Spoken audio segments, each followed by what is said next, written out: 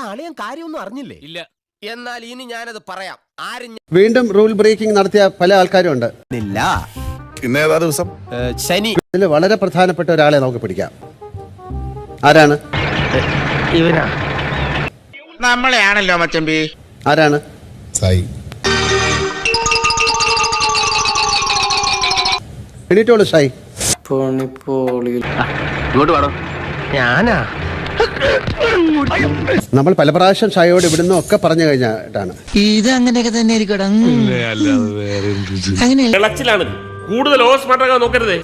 Rule book വായിച്ചിട്ടുണ്ടോ? വായിച്ചിട്ടുണ്ട്. അതിൽ ഏതില് അങ്ങനെ റൂൾ ഉണ്ടോ പറയാൻ പാടില്ലെന്ന്? അറിയാം.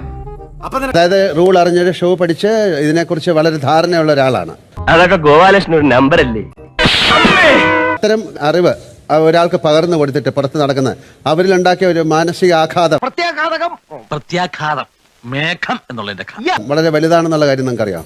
ഒരു കയ്യബദ്ധം നാറ്റുകരുത്.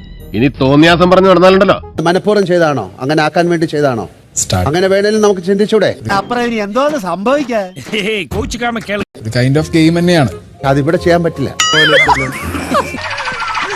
എന്നെ നാണം കെടുത്തരുത്. ഇവർക്കൊക്കെ എന്നെ വലിയ ബഹുമാനമാണ്. ഇവിടെ വന്നിട്ട് ഈ കാംനെസ് ഒക്കെ കാണിക്കുന്നുണ്ട്, പക്ഷെ ഉള്ളില് പുള്ളി ഭയങ്കര പ്ലാനിങ്ങും പ്ലോട്ടിങ്ങും ഒക്കെ.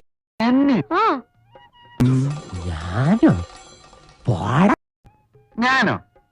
ഞാനായിരിക്കില്ല. അല്ലെങ്കിൽ മറ്റവരെ കുറിച്ച് പറഞ്ഞത് മനഃപൂർവ്വമാണെന്നുള്ള ധ്വനി വന്നു. സോറി, അറിഞ്ഞോണ്ടല്ല, മനഃപൂർവ്വല്ലേ. നിങ്ങൾ പ്രെഡിക്റ്റ് ചെയ്ത കറക്റ്റ് ആണ്. ഞാൻ ബ്ലാസ്റ്റ് ആവും, ഉറപ്പാണ്. ഒളിച്ചോട്ടം ഭീരുത്വമാണ്. ഞങ്ങൾ ക്ഷത്രിയന്മാർക്ക് പറഞ്ഞിട്ടുള്ളതല്ല പേടി. ഫോമിൽ വരുമ്പോ എന്റെ ഏറ്റവും വലിയൊരു കാര്യം എന്ന് പറഞ്ഞു കഴിഞ്ഞാൽ അത് കൺട്രോൾ ചെയ്യുക എന്നുള്ളതാണ് എന്റെ ഏറ്റവും വലിയ. ഭൂകമ്പം ഉണ്ടാകും, അതുകൊണ്ട് നാം സജ്ജരായിരിക്കണം.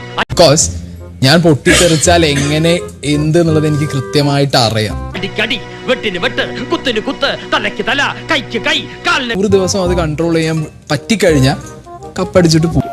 എത്ര മനോഹരമായ നടക്കാത്ത. ഓക്കെ, അപ്പൊ കൺട്രോള് പോവാതെ ഇരിക്കട്ടെ. ഞങ്ങളുടെ കൺട്രോളും കളയരുത്. അപമാനിച്ചേ ഞാൻ പോയിക്കോട്ടെ.